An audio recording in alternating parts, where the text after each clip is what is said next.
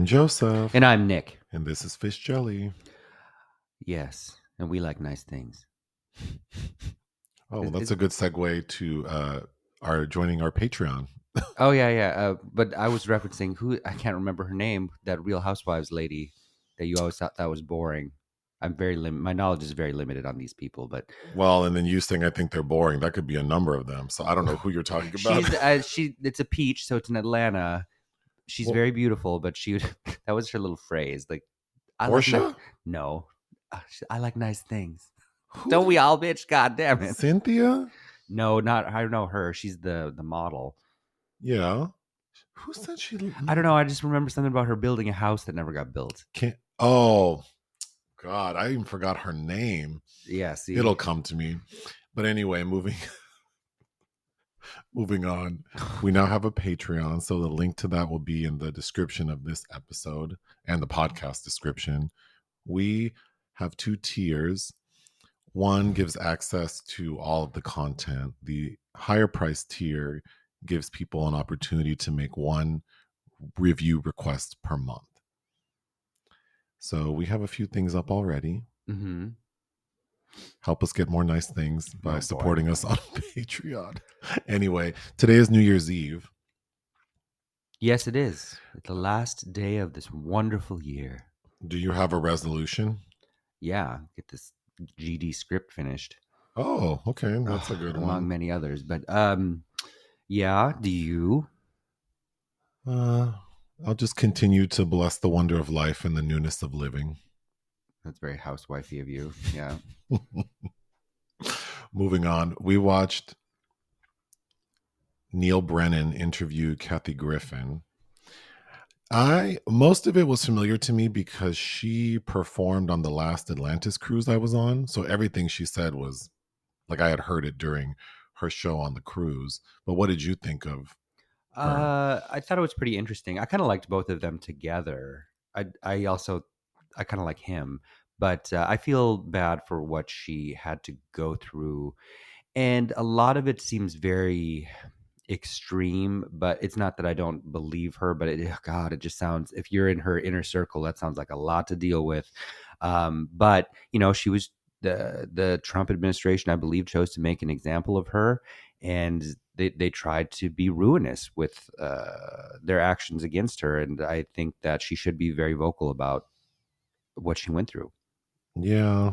I mean, I'm a little shocked that there wasn't more support for her. Because what she did, I mean, just seems kind of benign, like taking it is, but people comedic shots at a president is commonplace. But look how Hollywood acted during the McCarthy administration's raise of Hollywood. People were turncoats.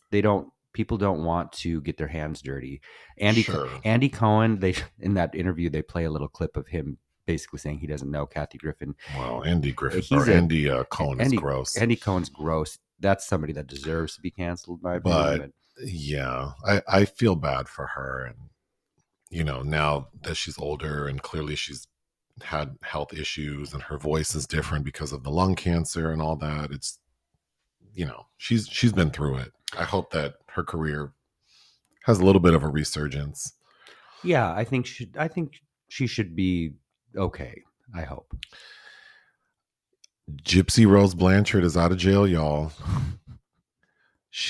People probably know her story from that documentary Mommy, Dead and Dearest. Well, then there was a series made about that, was with Patricia Arquette, right? Was it The Vow?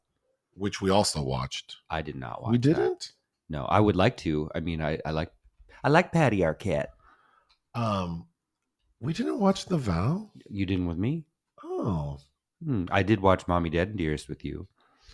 For people who don't know, Gipsy Rose Blanchard is this young woman who her mother, so we learned from the documentary that her mother basically it was Munchausen by proxy, right? Which is no longer called that. It's called factitious disorder imposed on another, FDIA, I think.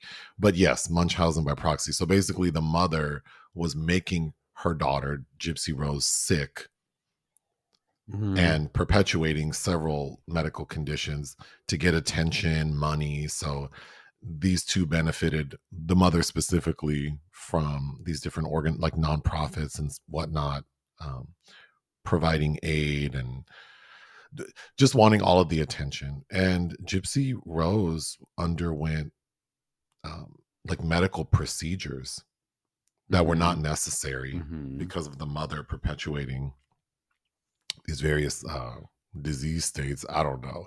But the story escalated very quickly when the mother, Dee Dee, was murdered by Gypsy Rose's boyfriend.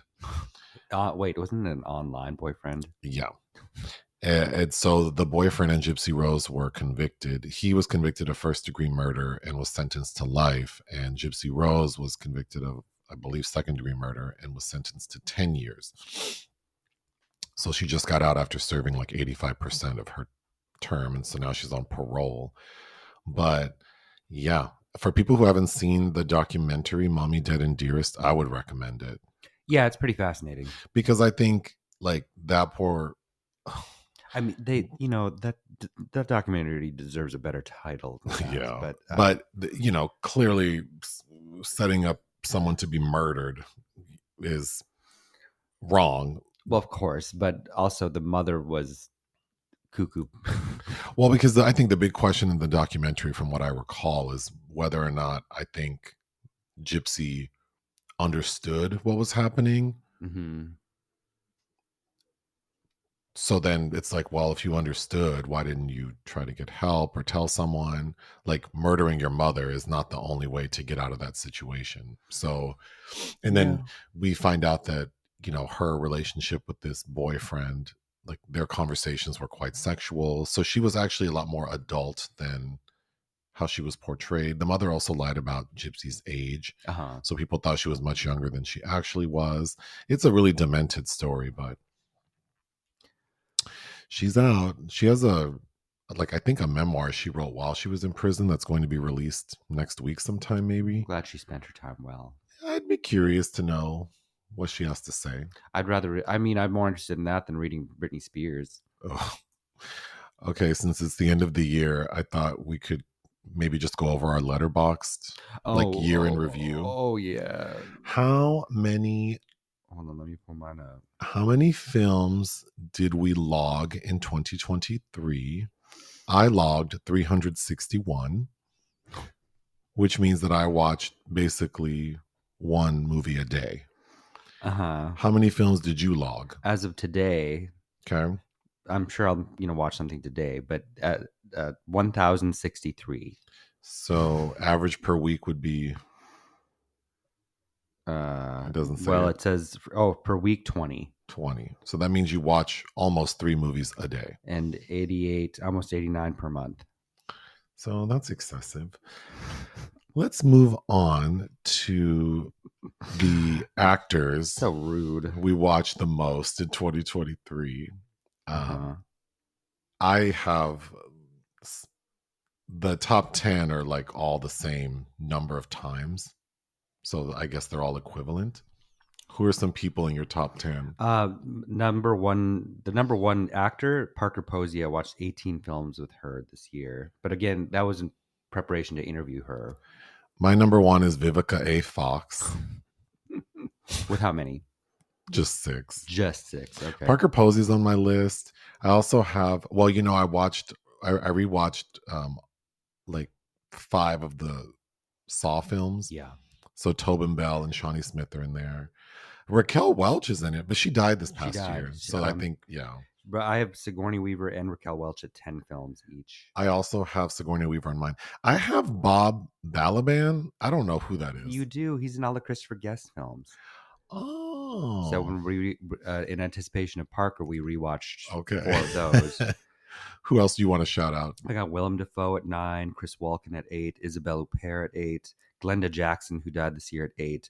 I have Tobin Bell at 8 because we rewatched Saw films, and he pops up randomly as a character actor and stuff like The Firm. Treat Williams at 8. Who's your top director? Woody Allen at 9 because I had a lot of his early stuff I hadn't watched in years, so prior to Letterboxd. and in preparation of watching Coup de Chance at Venice this year. My number one is Christopher Guest. Okay. I have some people in here I don't even recognize. Who's Christopher Borgley? Oh, he directed Dream Scenario and Sick of Myself. Okay. Mm-hmm. Peyton Reed. He directed Ant-Man and Bring It On. Darren Lynn Boozman. Oh God, the Saw films. Like not the James Wan first one, like 2, 3, 4, or something like that. Okay, well those are some names I had on there who I didn't recognize in my top 10. I have Aki Kaurismäki at 8, Alfred Hitchcock at 7, Scorsese, Friedkin, Ken Russell, Roman Polanski, Marco Bellocchio, all at 6. All right. And then for ladies, I have Liliana Cavani and Ida Lupino at 3 each. Okay. And black directors, Carl Franklin at 4. What's the first film you watched in 2023? I have Jack Frost listed. That really bad horror movie from, what year is that? 97? I have Party Monster, that biopic with Macaulay Culkin. Well, because and Seth Green. We did a podcast on that. Moving on to our... But you watched most of Jack Frost with me. I don't remember. Mm-hmm. Moving on to our Apple Music replay for 2023. We can just go through our top songs and artists. What's your number 10 song? Oh my God. Moni Moni by Billy Idol. Mine is If Only You Knew by SWV. Okay. Which people may know Patti LaBelle's version. But Coco kills it on the SWV version. What's your number 9? Sand by Nancy Sinatra and Lee Hazelwood. Mine is Burn It Up by Janet Jackson. Oh, yeah, I know that featuring one. Missy Elliott from her Unbreakable album. What's your number 8? Always by Erasure. My number 8 is Wake Me Up by Remy Ma featuring Little Kim. It samples Little Kim's Queen Bitch track, but there's a line in there that she says, if that's your dog, you better check that bitch. And I think about that line a lot. Your number 7? Wham Rap by Wham. Wow, you were inspired. I was. My number 7 is On Top, that Mary J. Blige song. Number 6? Boss Bitch by Doja Cat. Mine is the live version of Never Enough by Lauren Allred. That white lady can sing. Yeah, she can. Mm-hmm. Your number 5? Sabali, the Vitalik remix by Amadou and Miriam. My number 5 is Czar by Busta Rhymes from his most recent album. Oh, wow. Okay. That has a really good beat. Your number 4? I Am the Strip Club by Iggy Azalea. You heard me playing that? I did. I was like, ooh, what is this? Oh my God. You like it more than I do. I do. That's a nice, like when I'm walking around wanting to be cunty. My number 4 is Pay Me by the drag queen Shangela. Oh, yeah. I like playing that song at the gym when I need to get hype. That's a good hype song. Yeah. She better stop looking at me from that cubicle. No, that's Shangela's first single. That's not from Pay Me? No. Oh, yeah. That's... But now that you just said that, now I want to start. I need to add that. What's the line from Pay? Oh, the Cointadas. Yeah.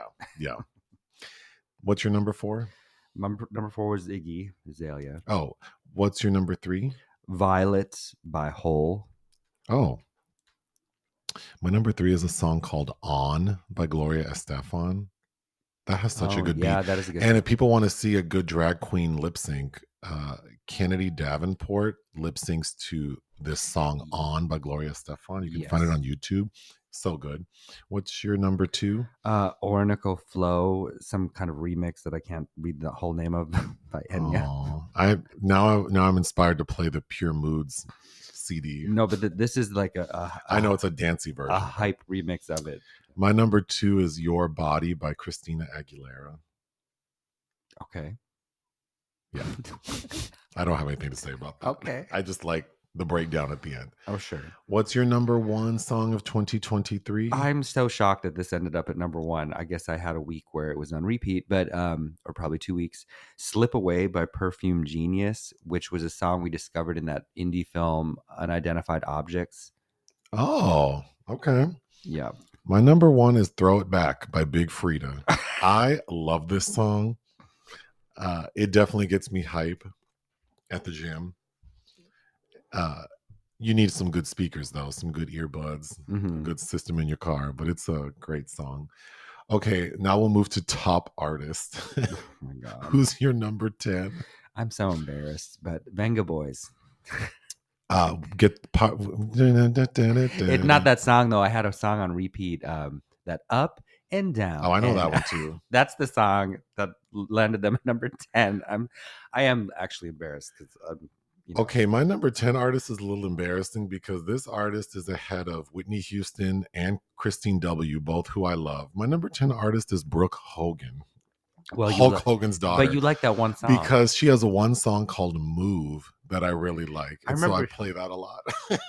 You like to quiz people. He did this to me where guess who this is, and then plays that goddamn song, and then I have no idea. Well, it's fun because you think it's like a decent song, and then you're like, that's fucking Brooke Hogan. Right. Because you're never gonna guess Brooke Hogan. Who's your number 9 artist? Iggy Azalea. My number 9 is Beyonce. I like her her Beyonce Live CD, which is basically the B-Day album. Who's your number 8 artist? Amadou and Miriam. That Sabali song, oh my God. I saw it in a Swedish film in Venice, and I've been in love. My number 8 artist is Christina Aguilera. She does have several songs I do like. Who's your number 7? Enya. Mine is Mary J. Blige. She's a forever favorite. Your number 6? Lady Tron. Mine is Big Frida. Your number 5? Perfume Genius. My number 5 is Michael Jackson. Okay. I do enjoy him. R.I.P. Who's your number 4? Wham. My number 4 is Gloria Stefan. In addition to On, I really like that song Wepa. Yeah. Wepa. And then 1, 2, 3, 4. Who's your number 3? Vitalik. Okay, I'm very surprised with my number 3. And I don't know what I've been listening to, but my number 3 is Lady Gaga. Oh. And I don't even like her like that. But I can name some songs I like. Sure. I like Applause. You do like that Judas. Song. I like the remix of that. Shiza. Oh yeah, yeah. That is a decent I don't song. speak German, but I can if you like. Ow! Okay, who's your number 2? Hole. My number 2 is Madonna, who of course I love. And who's your number 1 artist of 2023? I'm actually surprised because I don't. It's Madonna, and I don't. I'm not cognizant of listening to her that much, and I do really like her, but I don't know. I don't know what happened. Well, my number 1 is no surprise. It's Janet Demita Joe Jackson. Yeah. Okay. Well. Yeah, that happens. Moving on to the restaurant section.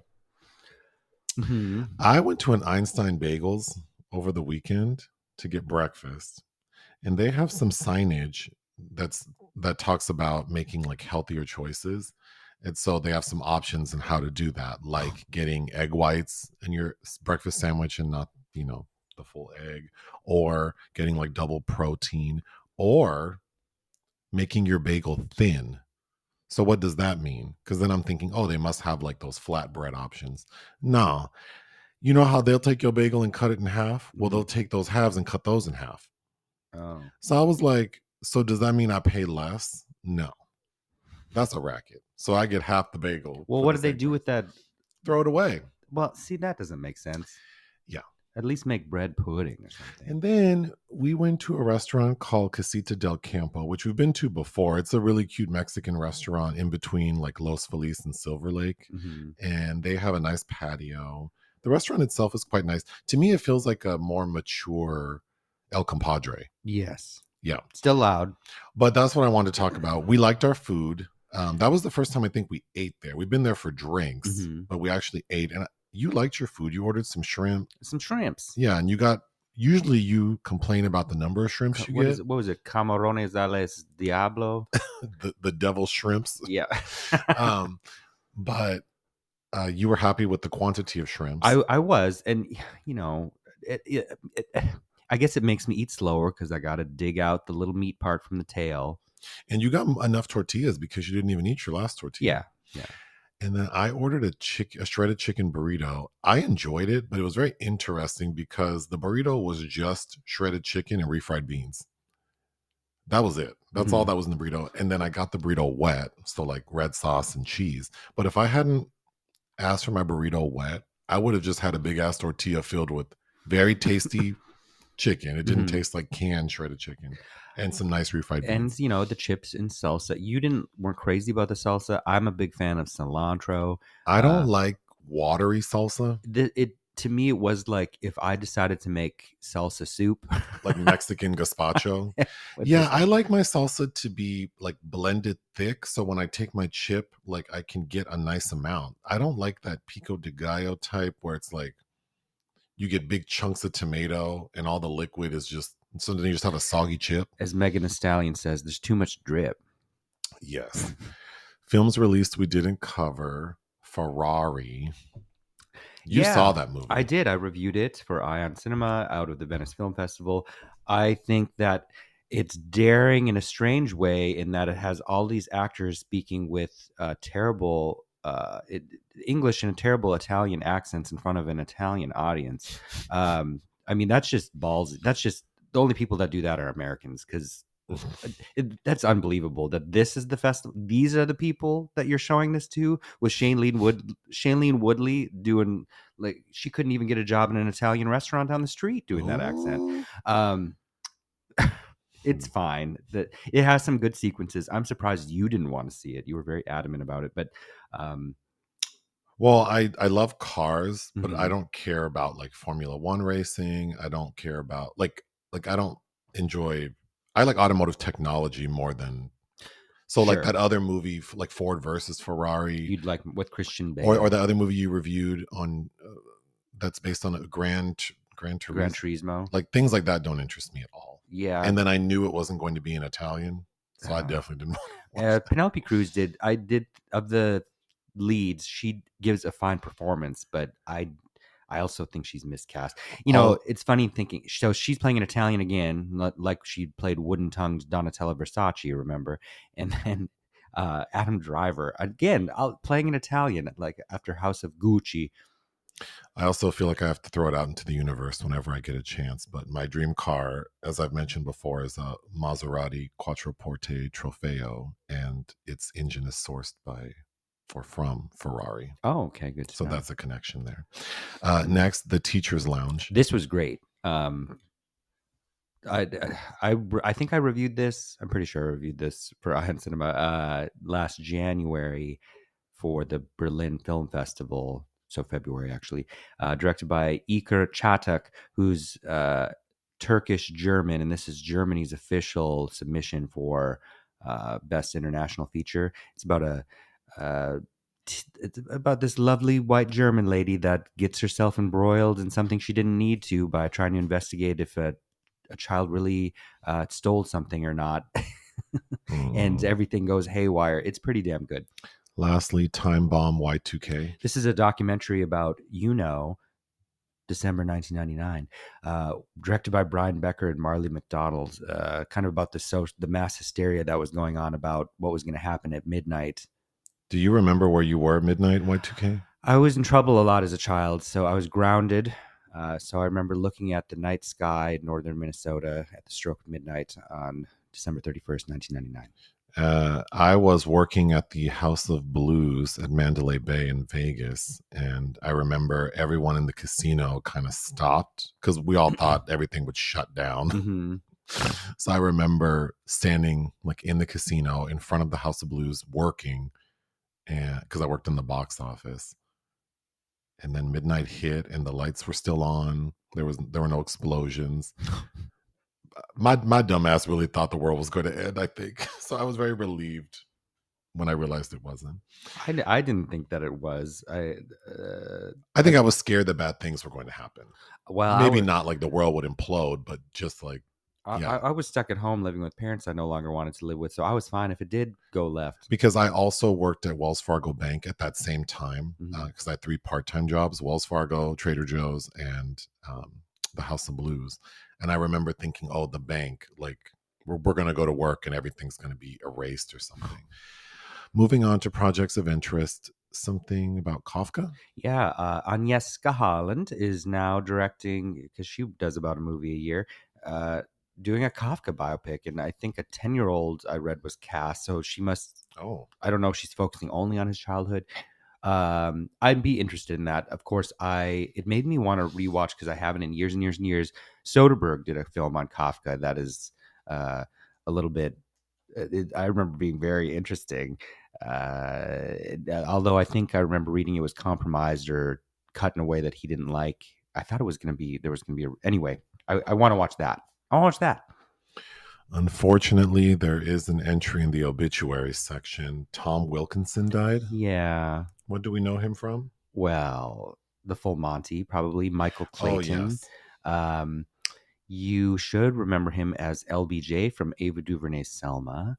Oh, I've talked about this movie a lot, but maybe I need to make you rewatch it, with Jessica Lange and himself, where he's married to her and transitions to being a woman. And oh, yeah, I don't remember that. in the movie Normal from 2003. I mean, he's just been a great character actor that's been around forever, that I think in the past 20 years has finally started to be a little bit more recognizable. Well, goodbye to this person. Let's take a break.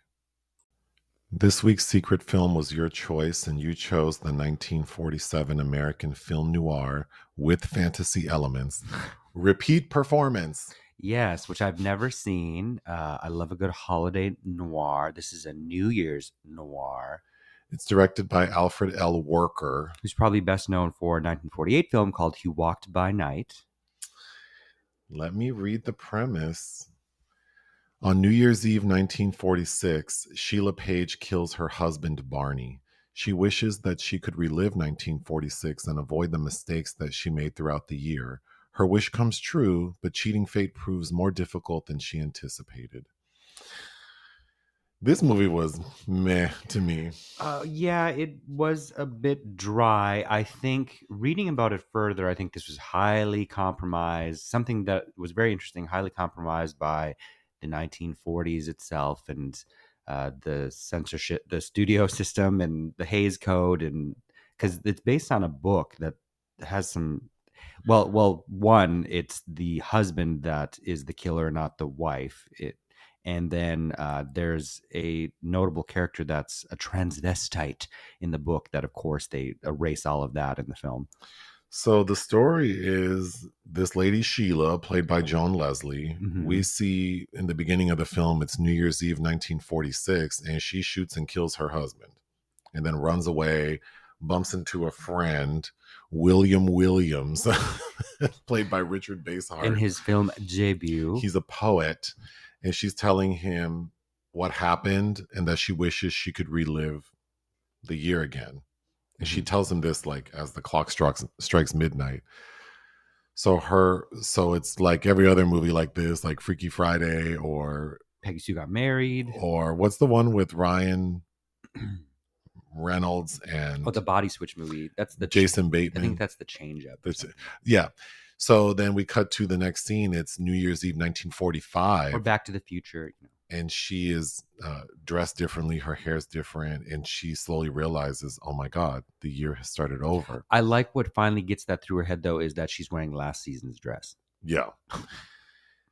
And then we go through, she's reliving all of the things that led to her killing her husband, which we can surmise is that he falls in love with another woman.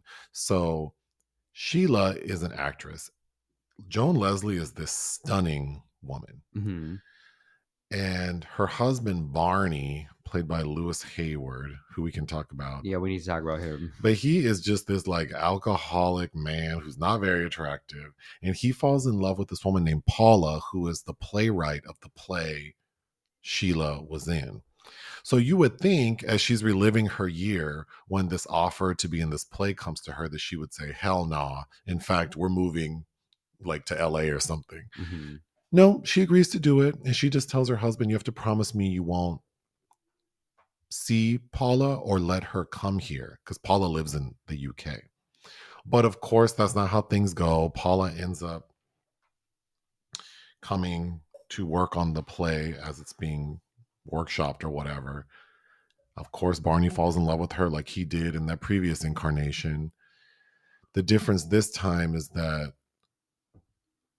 well, this is a weakness to the story, I think, is we don't really know what led to the initial killing, but in the in the replay, in the repeat performance, that Paula woman rejects Barney because we see that he gets injured, which we can talk about. Yeah, we need to talk about that scene. And so he's an invalid on top of being an alcoholic, on top of being unattractive. Yes. And Paula basically is like over him. So he goes to try to be with her and she's like, kick rocks. So he goes back to find Sheila and kill her because he blames her for everything. And right as he's about to shoot her, William Williams pops in and kills Barney. After he has escaped from a psychiatric institution. Right.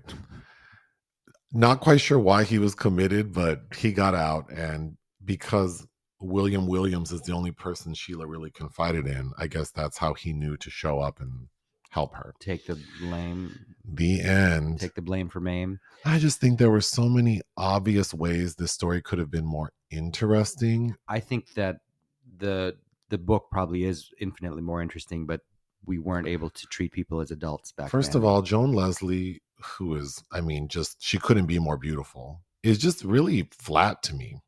And she sees her life like replaying, and these same dominoes that fell the first time, this bitch doesn't try at all to redirect. Well, the way she tries is, it's a very human way that she tries. Like, she wants the part in this play, but she's like, I have to keep the playwright and my husband apart. So I know I'll ask that she just never come over to New York, which makes no sense. I didn't think it made sense. Like I think she's selfish, but the film is also not developed enough to kind of showcase that part of her. The other thing is, if it were me, like if I had to rework this story, I would say that we should make Sheila, like, she should be more open about the fact that she knows what's coming. So maybe people think that she's having premonitions, and so there's this sort of like mystery to her character.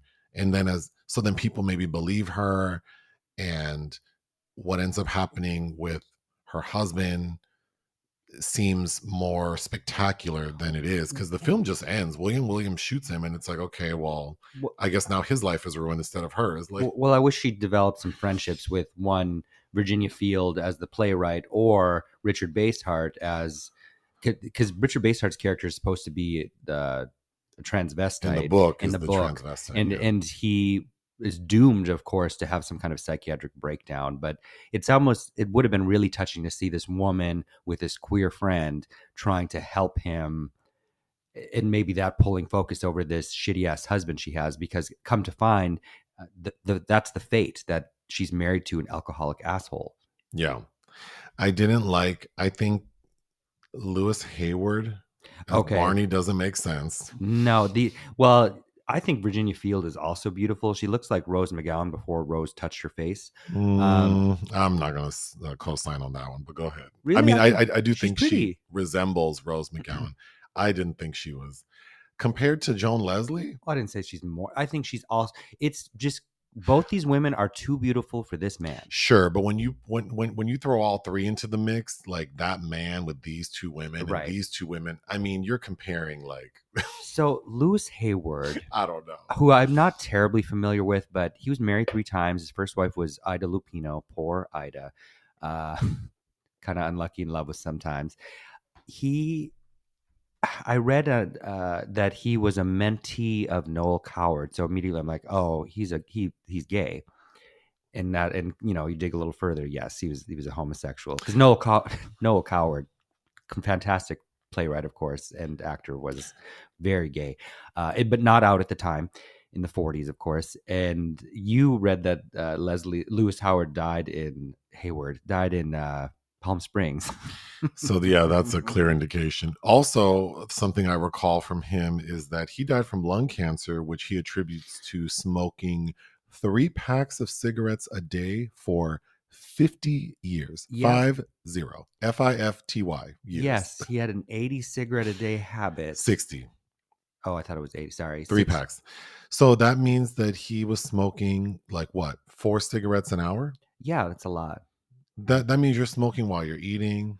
That means you probably have a cigarette on deck when you get out the shower. Mm-hmm. You're definitely smoking while you're having your BMs. You're smoking in bed, in the car.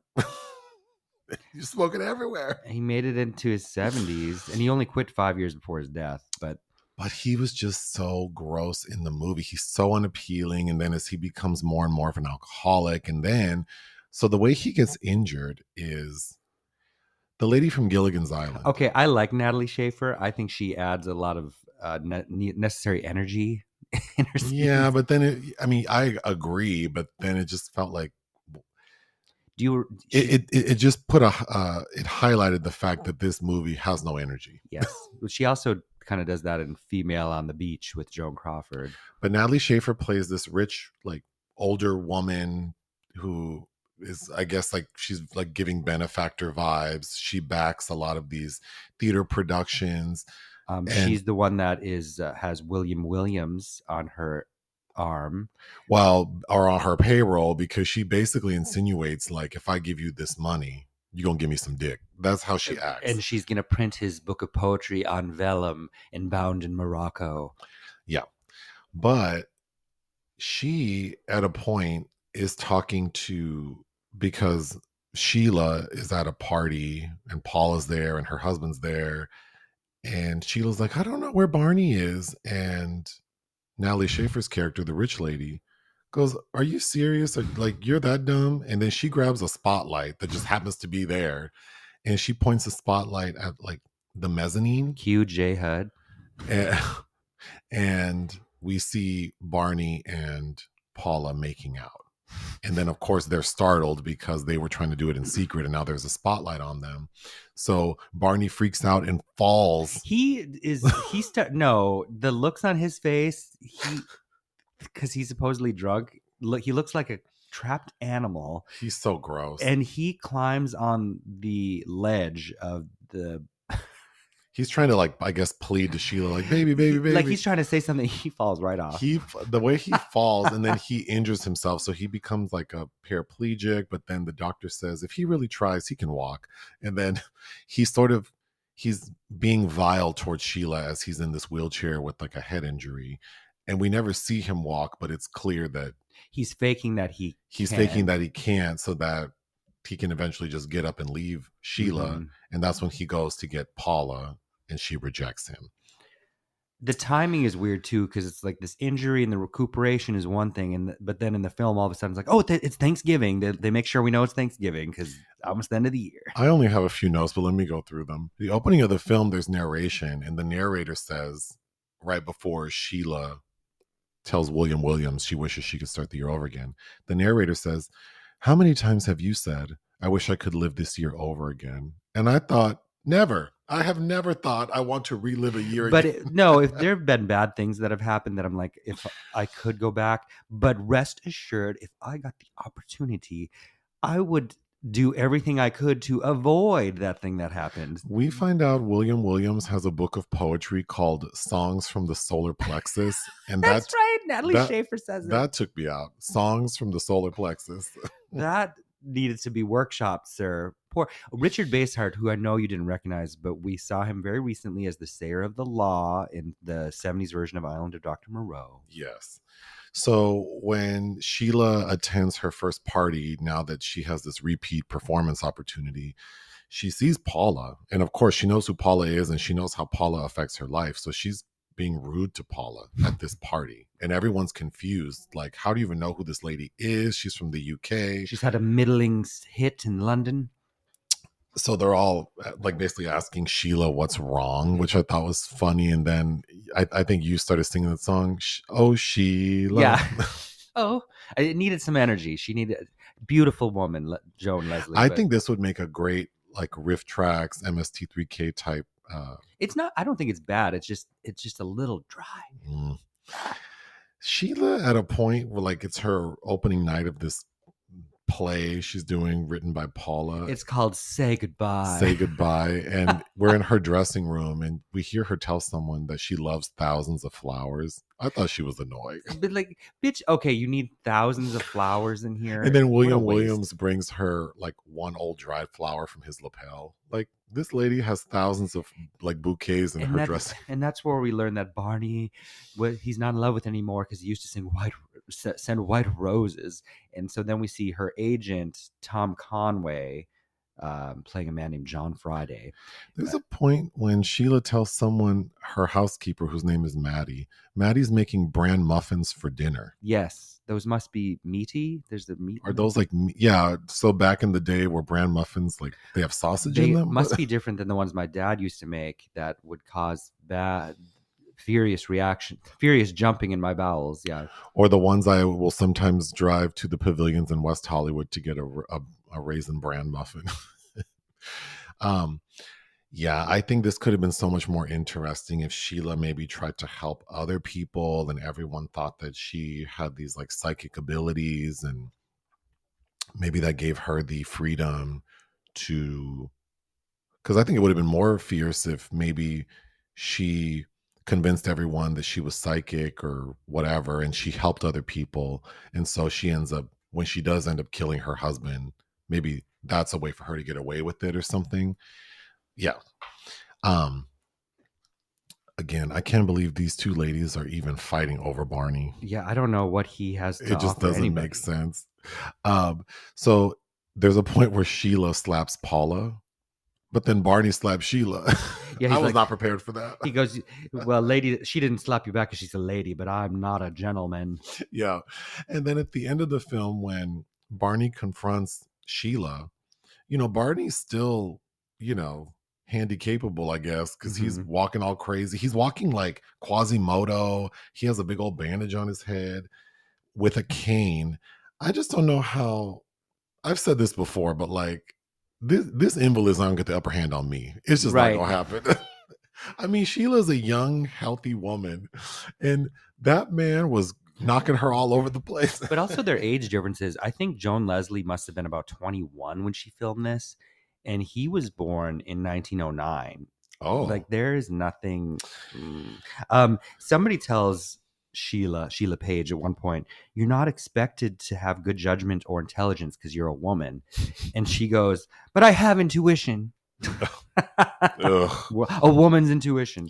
The one thing I do think whenever I watch films set in the 40s is like these ladies had such nice style. Oh like, yeah, they always look so nice compared to how a lot of people run around looking nowadays. Especially in LA, like at your local Whole Foods. Okay, it's like, do your hair, put on a cute little outfit or something. I mean, I don't know. Should we expect people to have fur on at every possible? Joan Leslie's style. I don't even know what you'd call that. It's not quite a hat, but it looks like at one point she looks like, she's wearing like a mink head wrap. What do you call the thing priests wear around their neck? Like a hat. It's not a hat. Not the nun's habit. No, it's not a what? Yeah, she has this weird like half headband made out of fur wrapped around her head. And it's not really wrapped around. It looks like it's just sitting on top. Attaches at one point. That was odd. It looked great. Her hair looked fantastic. But yeah, I don't have shit else to say about this movie. What would you give repeat performance? I would give it, as you can understand, when I read the plot description, I'm like, this seems like something I need to have seen. 2.5. It was remade, starring Connie Selica, and Joan Leslie pops up in it in 1989 for television called, I think, Turn Back the Clock. I would like to watch that. That would be interesting. But, this is a conceit that we've seen many, many times. It was between, because I wanted to watch a holiday noir. It was between this and a film I've seen already called Christmas Holiday, starring Dina Durbin and directed by Robert Sidemak, and also has Gene Kelly cast against type as a villain, and Gail Sondergaard's in it. It's based on a Somerset Maugham story, and Herman J. Mankiewicz wrote the screenplay. But that is a very excellent, really weird thing to see these people in this kind of film, and it's from 1944. I would give this film 2.5 out of 5. I thought it was okay. Mm-hmm. I just received breaking news that there were reports that Toni Braxton and Birdman were married in a private ceremony in Mexico. Okay. However, Toni Braxton just posted that that's fake news. They are not and have never been married.